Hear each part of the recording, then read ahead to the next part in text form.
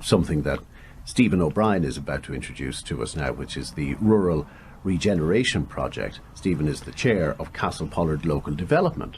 Good morning. Good morning, Will, and welcome back to Castlepollard. Good to have you here. Pleasure. Well, co-host, away you go. And hello, Octavia, of course. Because I haven't seen you for 5 minutes at least, Stephen.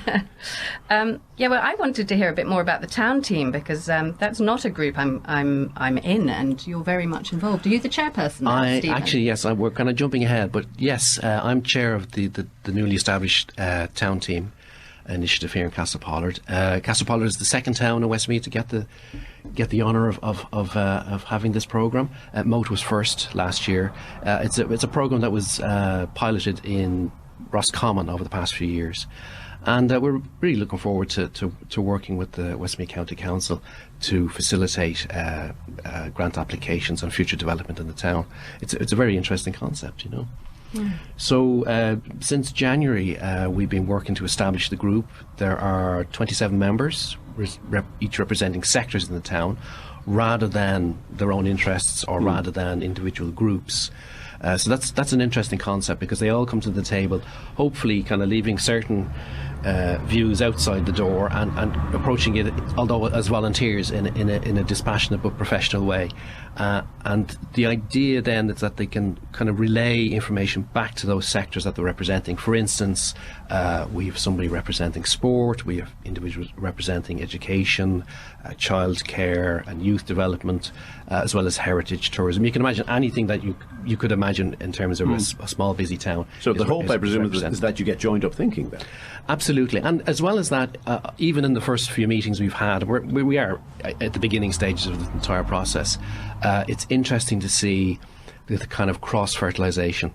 You know, people who may have been in particular, they're working in their own sector, in their own group, and suddenly they're learning things across those boundaries, you know, and that's very interesting to me, because you kind of think in a smallish town, you wouldn't have those silos, for instance, but actually they do exist, even if they only exist in people's minds, you know. So it's good to see what happens when you get a group of people who are committed to the town and have that one aim come together, you know. So looking forward to good things from the town team. We're already noticing a difference from the other side, from, you know, those of us not actually on the committee. It's really great to have, you know, a lot of more engagement with a lot wider range of people. So absolutely. I have to say, there are 27 on the town team. It was oversubscribed in terms of interest, in terms of people willing to volunteer their time. Brilliant, you know, and that is really, really positive. And even it's not, don't get me wrong, it's not a closed shop. We will be organising various work groups and project groups, and each time they come into existence, we'll cast the net out and invite people to take part in those, and that might suit other people better. You know, if there's a festival and it maybe has a short run of 3 months, you know, they can get involved in that and then step away again, you know. So it's the best of both worlds, I think, you know. So in 2 minutes, itemise some of the big projects in Castlepollard. Well, the first big project is really one that the Castlepollard Local Development Group has really done a lot of groundwork on so far, and that is the St. Peter's campus at the edge of town. You know, it's like a sleeping giant that we want to poke and wake up. You know, we hope that there's going to be a community use for that, and we've been working on that for the past few years. We've engaged with the HSE and working with Councillor Dennis Leonard. We developed a potential plan based on the need for training facilities for apprenticeships. There's a national call for something like 10,000 apprenticeships per year, and there are just not enough facilities. So there's a potential use on that site for that use. Are you familiar with St. Peter's, Will? You know what we mean, the hospital that was and the laundry that was just there, right within 100 metres or 3 from where we're sitting now. Yeah. And it's a substantial... Stephen and I spoke a few months ago. I think you were making the case for moving this EV Centre of Excellence. Yeah, that was one of the first. That was just a spark that got things going, because we began to think then, well, what about education in the more general sense, you know? But it is a substantial plot. It's something like 27 acres on the edge of town.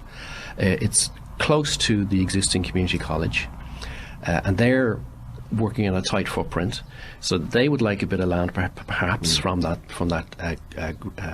site, but we, as I say, Castlepollard Local Development have worked hard to develop a community use for it. So we hope, in terms of the future, it may be an education site for apprenticeships, which would be wonderful because it's centrally located. I mean, Octavia is speaking about that, about how Castlepollard is at the centre of a kind of a broad network in its own little region, you know. But we also have the potential for other uses there because there are a number of buildings there on site, you know. So very... I understand the heart of the town may be getting a facelift as well. Yes, that is all in train, all fully funded. That's through the Rural Regeneration Programme. We're getting a new town park adjacent to the library. Our market house, which is on the square, which you cannot fail to see when you come into town from any route, is going to be regenerated, and that is going to be for community use. But I have to say, when it is done, it's going to make such a difference to the town. When you think about how the hotel was changed hands and was refurbished with a considerable investment. Yeah, fabulous now. And they've done a fabulous job there. They really need to be commended. But that investment, to have the confidence to make that investment, it then breeds confidence in other business people around the town. And you can see it when you look around the square. There have been more buildings refreshed. There's less vacancy. There are new businesses opening.